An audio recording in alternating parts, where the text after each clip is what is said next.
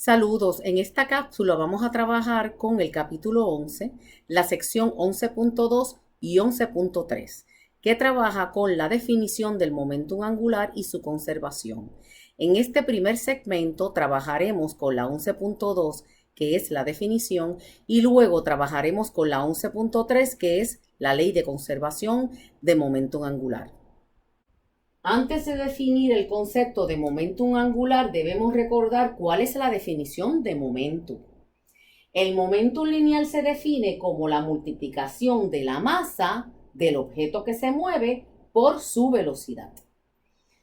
P, el momentum angular, en palabras también se define como cantidad de movimiento.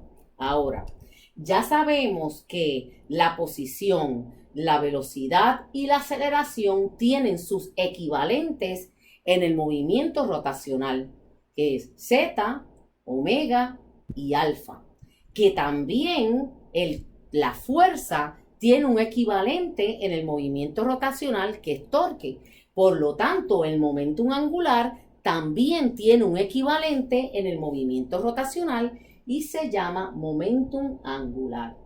Ahora, antes de definirlo, tengo que dibujar algunos vectores importantes aquí.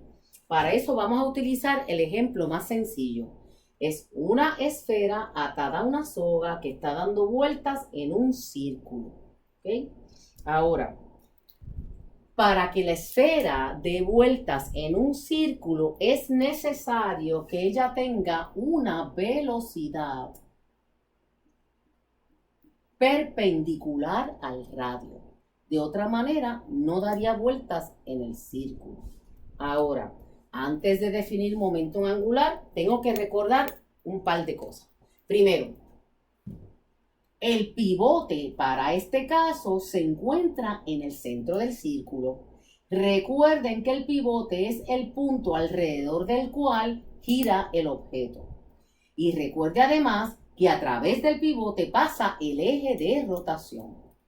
Y voy a definir el vector como un vector que apunta desde el pivote hasta donde se encuentra el objeto que rota o que gira. Una vez definido R, recordamos también que tiene que haber una velocidad perpendicular a ese R para que el objeto pueda rotar. Entonces estamos preparados para definir lo que es el momentum angular, el equivalente a P. Vamos a utilizar la letra L para designar el momentum angular y se define como la multiplicación de la masa por la velocidad, ¿verdad? Porque es equivalente a P. Ahora, esta velocidad no es cualquiera, es una velocidad que quede perpendicular a R y todo eso lo multiplicamos por R. Y esta sería la definición del momentum angular. Note que las unidades son kilogramos por metro cuadrado sobre segundo. Estas serían las unidades del momentum angular. Nosotros definimos el momentum angular para el caso más sencillo, que es cuando el momentum P se encuentra perpendicular al radio. Recuerden que el momentum apunta en la misma dirección que la velocidad tangencial. Y se definió como ese momentum multiplicado por el radio. Ahora, ¿qué ocurre para un caso más general donde el momentum no apunte perpendicular a R? Entonces, para poder calcular L, necesito obtener el componente de P que quede perpendicular a R. Vamos a dibujarlo aquí. Ya usted sabe que este sería el componente perpendicular a R. ¿Y cómo yo lo calculo? Pues lo calculo como P seno de Z. Por lo tanto, en el caso general, la definición de momentum angular la deberíamos escribir como P seno de Z multiplicado por R. Noten que estas dos son completamente equivalentes porque esta parte de aquí es el momentum perpendicular a R y P seno de Z es el momentum perpendicular a R. Note que la definición de L tiene todas las características de la multiplicación cruzada entre dos vectores. Por lo tanto, L lo podemos expresar como la multiplicación cruzada entre R y P. Recuerden que P es el momentum lineal. Ahora, nosotros ya discutimos en el capítulo anterior todas las características de la multiplicación cruzada entre dos vectores y cómo obtener los componentes. Lo que vamos a hacer ahora es repasar cómo obtener la dirección. Recuerden, la dirección de L, según las propiedades y características de la multiplicación cruzada de vectores, debe quedar perpendicular al plano que contiene a R y a P. Aquí yo les dibujé dos casos diferentes. En el caso A, el objeto obviamente se está moviendo en contra de las manecillas del reloj. Recuerden que esa dirección yo lo llamé positivo. ¿Ve? Por la forma en que está aplicada P, se mueve en contra de las manecillas del reloj. Sin embargo, en el caso B, ¿ve? El objeto se está moviendo a favor de las manecillas del reloj. Y esa dirección nosotros la denominamos como negativa. Ahora vamos a ver cómo se relacionan estos dos signos con la dirección de L. Recuerden, cuando los dos vectores que estoy multiplicando, haciendo la multiplicación vectorial, se encuentran en el plano XY, el vector L quedará perpendicular a ese plano, lo que implica que apunta a lo largo del eje de Z. Así que L en este caso A y en el caso B va a dirigirse perpendicular a la pizarra. ¿Ok? Y ahora vamos a las direcciones. Para las direcciones pueden utilizar la forma en que rota como referencia o utilizar la regla de la mano derecha, que dice: pon tus primeros estos cuatro dedos, a lo largo del vector R y cierra la mano en la dirección de P. Y el pulgar te va a indicar la dirección del vector L. Volvemos a repetir.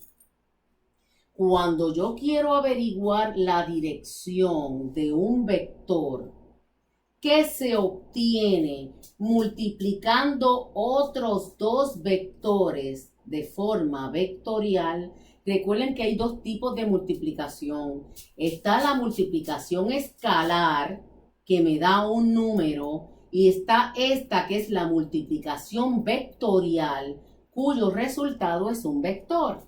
Y que ese vector siempre va a ser perpendicular al plano que contiene a R y que contiene a P.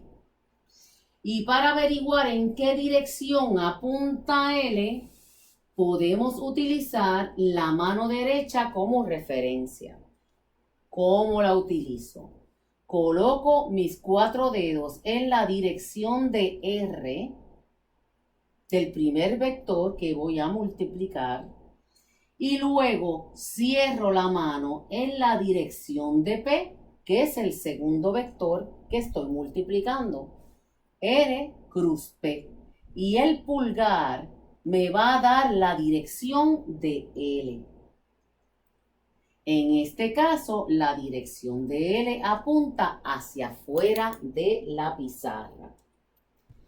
El símbolo que utilizamos para esa dirección es una bolita con un puntito en el centro que nos recuerda a una flecha que sale fuera de la pizarra.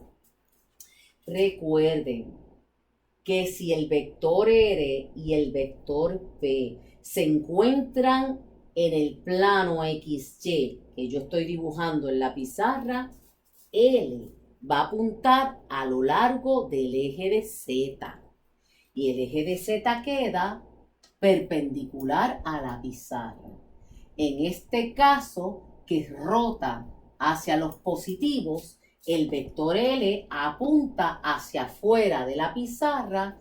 En otras palabras, apunta en dirección positivo K.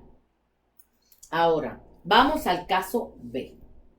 En el caso B, aplicando la regla de la mano derecha nuevamente.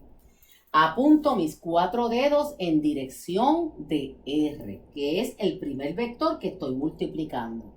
Luego cierro la mano en la dirección de P y el pulgar me va a indicar en qué dirección apunta L.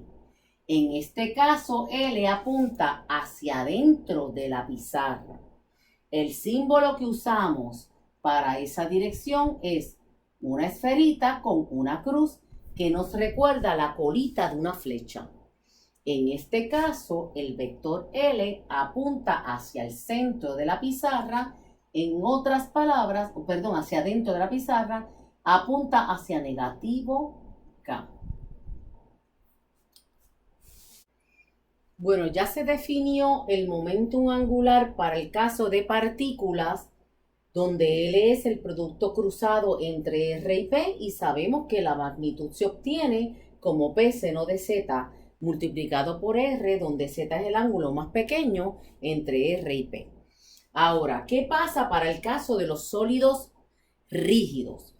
Para el caso de los sólidos rígidos vamos a obtener una expresión equivalente de momentum angular, pero vamos a partir de la segunda ley de Newton rotacional, que dice que el torque neto es igual a la inercia rotacional multiplicado por alfa.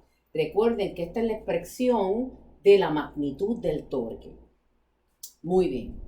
Ahora, recuerden también que la definición de alfa, que es aceleración angular, es la primera derivada de omega con respecto a t, donde omega es la velocidad angular. Para el caso de objetos sólidos rígidos cuya inercia rotacional se mantenga constante, yo puedo colocar la inercia dentro de la primera derivada de esta manera. Ahora, comparando esta ecuación con la que ya conocemos, lineal, que decía que la fuerza neta es igual a la primera derivada de P con respecto a T, decimos entonces que esto que encontramos aquí es el momentum angular del sólido rígido.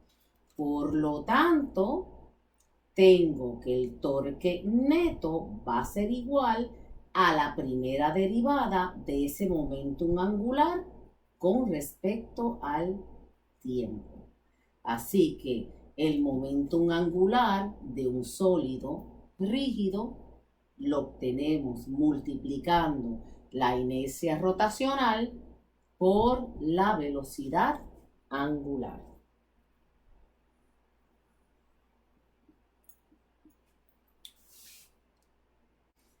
Vamos a hacer un ejemplo.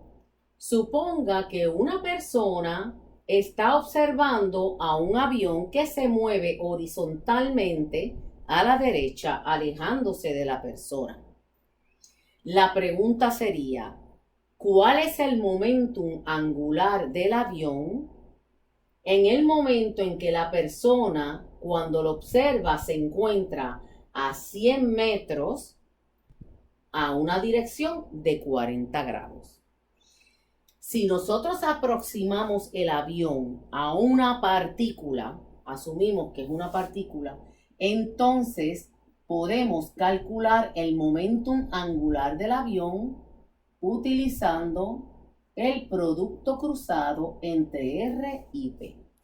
El problema nos pregunta la magnitud del momentum angular, por lo tanto, esto va a ser igual a P seno de Z multiplicado por R. Note que, o recuerde que Z tiene que ser el ángulo más pequeño entre el vector R y el vector V. Note que si yo hago una proyección de R, obtengo que este ángulo de aquí es 40 grados y justo ese ángulo es el ángulo más pequeño entre el vector P y el vector R. Recuerde, P apunta en la misma dirección que V. Si tiene alguna duda de cuál es el ángulo más pequeño, entonces le recomiendo que dibuje el vector R y el vector P saliendo de un mismo origen. ¿Okay? Por lo tanto, como podemos observar, el ángulo más pequeño entre los dos es 40 grados. Por lo tanto, podemos ya sustituir para sacar la magnitud del momentum angular. Se multiplica la masa del avión, que son 5.000 kilogramos, por la rapidez del avión, que es 110 metros por segundo, seno de 40 grados, y eso lo multiplicamos por R, la magnitud de R, que es 100 metros. Y así obtenemos el momentum angular del avión, asumiendo que se comporta como una partícula. Suponga ahora que un ejercicio te pregunta cuál es el momentum angular de una esfera sólida que gira alrededor de un eje que pasa a través de su diámetro. La masa de la esfera sólida es 1 kilogramo y el radio de la esfera es 0.4 metros. El momentum angular de la esfera sólida se calcula multiplicando la inercia por la velocidad angular. Así que lo primero que vamos a calcular es la inercia rotacional de la esfera. Tenemos que la inercia rotacional de una esfera sólida es 2/5 mr cuadrado. Esta ecuación, recuerden que la obtienen de la tabla de las diferentes inercias rotacionales de sólidos rígidos en el capítulo número 10. Así que la inercia rotacional de la esfera sería 2/5 por 1.00 kilogramos por el radio, que es 0.400 metros al cuadrado. Y eso nos da un valor de 0.064 kilogramos metro cuadrado como la inercia rotacional de la esfera. Como segundo punto, vamos a calcular la velocidad angular de la esfera. Noten que nos dan como dato que la esfera gira o completa 5 vueltas cada 2 segundos. Por lo tanto, la velocidad angular sería 5 revoluciones entre 2 segundos. Ahora, para cambiar las revoluciones, recuerden que la revolución es equivalente a vuelta. Para cambiar las revoluciones a radianes, tenemos que multiplicar por 2pi. Por lo tanto, esta velocidad angular nos daría 5pi radianes por segundo, que es lo mismo que decir 15.7 radianes por segundo.